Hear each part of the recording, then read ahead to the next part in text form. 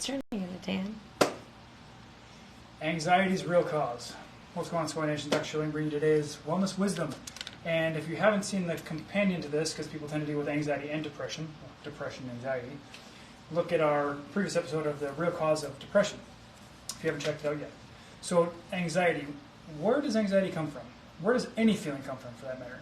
It's your interpretation of your environment. So we're going to give you our take on how this works.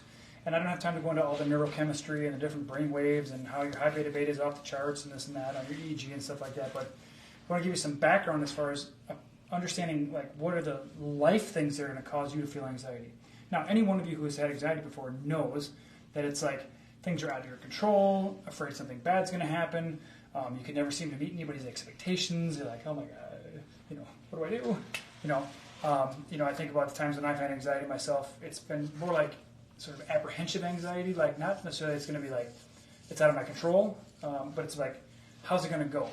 And Olympic athletes and people like this tend to have a situation where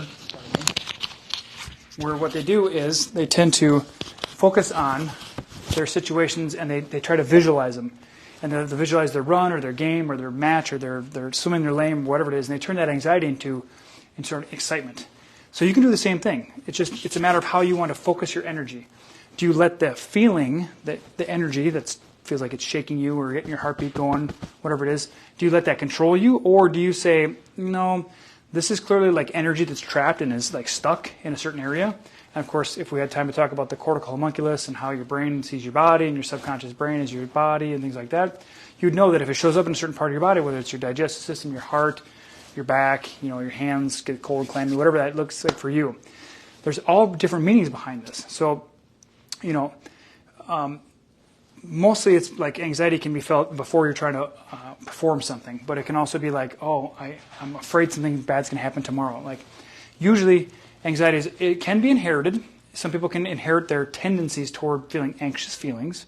And if you label yourself as an anxious person, I'd encourage you to say, I'm going to start considering myself as having anxious feelings versus that I'm an anxious person, because as soon as you label yourself as I am, everything that follows that goes looking for you. Okay?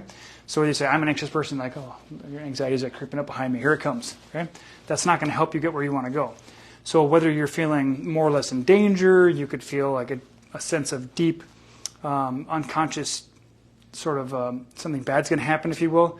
It could be like something happened in the past, so I'm afraid of it happening again. These are the kind of things that will lead you to feel anxious. Like, I disappointed my parents in the past, and now I can see the look on their face, right? And here we go. So if you think about a fear of the unknown and a fear of what's happening next, that's what drives anxiety.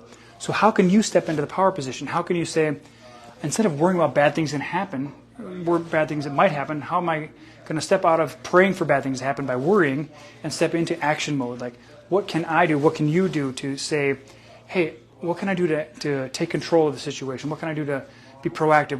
What conversation can I have? What action can I take that will help me feel more empowered, help me feel more like I'm creating something rather than happening to me? Because I can assure you, if you feel like you're taking action and you're on the offensive, if you will, you're not going to feel as anxious. You might feel excited, like, ooh, I'm kind of excited about taking action. It's going to feel different than feeling like, oh God, everything's happening to me and it's coming at me and I can't have no control over it, and what if I disappoint them and stuff like that. These are the things that are going to differentiate between whether you feel anxious or excited, or anxious and overwhelmed and controlled. So I want you to take into consideration for your own life what this means and how you can take a step out of anxiety or anxious feelings and into empowered excitement. Okay? That's the big shift. And any one of us can do it, because we can always change our focus and our projection and what we're looking at. Because where your focus goes, your energy flows, according to Tony Robbins. And where you pay attention, where you like say, oh, this is something that's been out of my control in the past, instead of saying it's out of my control in the future, say, how do I take control of it now? Or how do I take control of myself in the midst of this challenge? Okay? So this is how we approach anxiety, and we help people with QNRT and stuff like that. So if you're not familiar with that, it's repatterning how you respond to stressful situations or stressful events in the past and how they might be affecting you now. And anxiety is like a fear of the future. Like, oh, it was out of my control yesterday, and it's out of my control today, and it's going to be out of my control tomorrow. So how do you then step out of that? And it's hard to think your way out of that. So get someone who can help you with that, regardless of modality you use. We encourage you to check out the other videos and everything we're doing, and comment below, like, what do you do when you feel anxious, when you have anxious feelings? What do you do to take control of your situation? How can you envision yourself taking control of a situation that may have felt disempowering in the past? That's where you get your power back. Okay, that's where you can ditch the anxious feelings and say, okay, I'm going to use this as excitement and say, whoo, if I feel anxious, it means I'm pushing on something important. Okay, that's your opportunity. So please comment below. Let us know what you're interested in us discussing and giving you more information about. And we're just excited about bringing you a fresh, new way of looking at things that's actually going to empower you to understand the root cause of it, rather than thinking you're just stuck with the diagnosis. I have anxiety, right? That's not helpful. So we appreciate the opportunity to serve you and provide the information. Let us know how we can serve you more, and share with your friends and family. Whatever it is, whoever's dealing with anxiety, they need to know this information so they can get back in the driver's seat and take control of their life. All right, guys? Hope you're having a great night. We'll see you tomorrow. Bye-bye.